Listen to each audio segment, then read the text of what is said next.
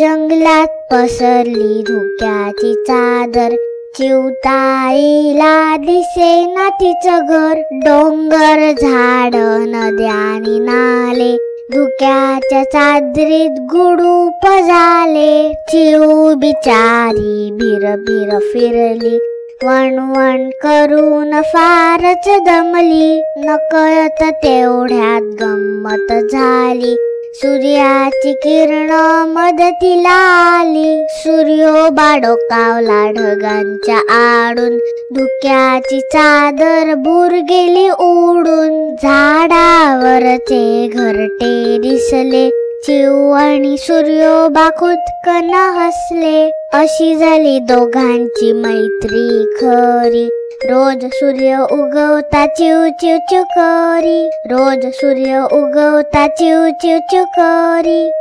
चिवकाऊची गाणी ऐकूही शकता.